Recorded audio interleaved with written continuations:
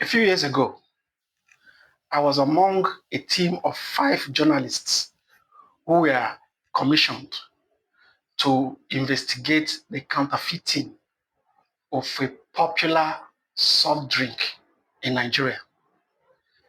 We were commissioned because there was reports that there is a massive factory, counterfeiting factory in the Agege area of Lagos, where these people were counterfeiting the popular soft drink company, producing their products in mass and pushing out to the public.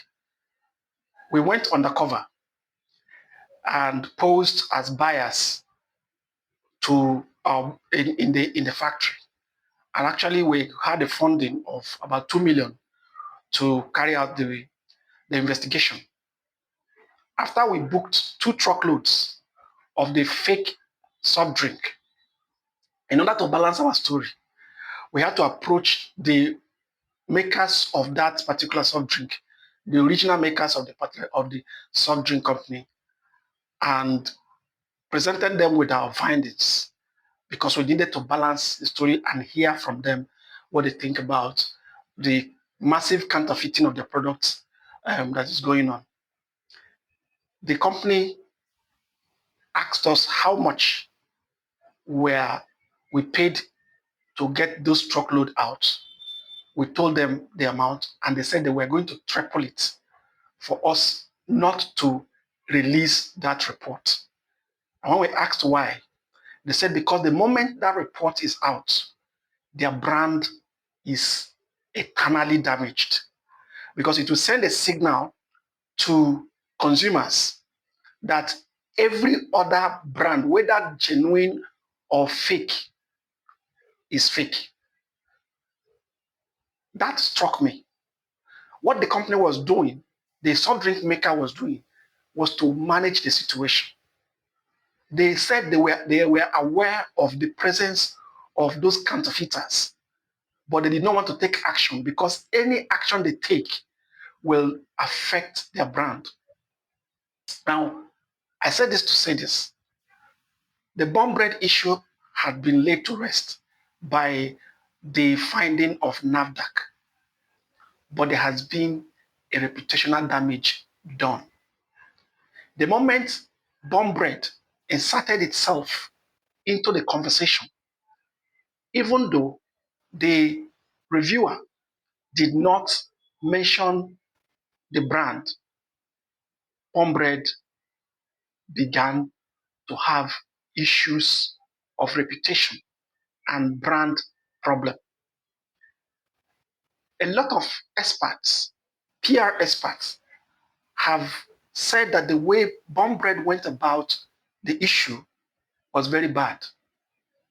If you take a look at the comment section of bomb bread's social media, you will notice that there is a lot of work that that particular brand need to do.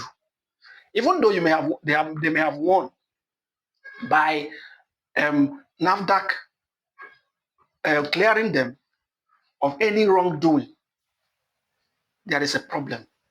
There is a damage that has been done that need to be quickly fixed by the company.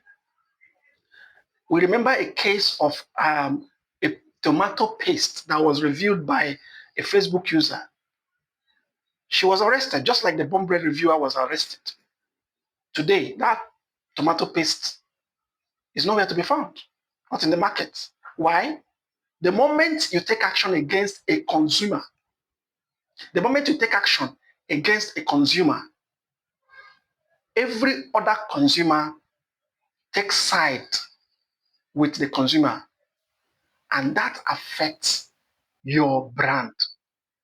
What bomb bread should have done, number one, should have been to let the sleeping dog lie. Since your name or your logo was not mentioned in the review, and apparently the reviewer is one of your dealers, you should have called her privately and asked her to please make another video and either advertise you guys, begging her to put down the earlier video. But the moment the woman was arrested, That escalated the issue. Now everybody knows about bomb bread, but not for the right reasons, not for the right things. So brands need to take a cue from what happened. Everything is not about court cases. Everything is not about suing.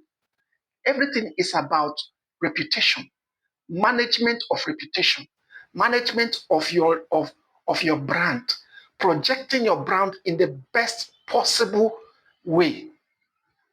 Now, bomb bread is now massively trying to launder its image, but a lot of people are saying it is too late. It is too late because the damage has been done not by the reviewer, but by the action that bomb bread took. Brands need to do better and learn simple PR, simple etiquette, simple management in order to remain relevant before the eye of the people. What bomb bread we should do now is to rebrand, completely rebrand, change the packaging, change your bread, change the packaging to survive the damage. Thank you.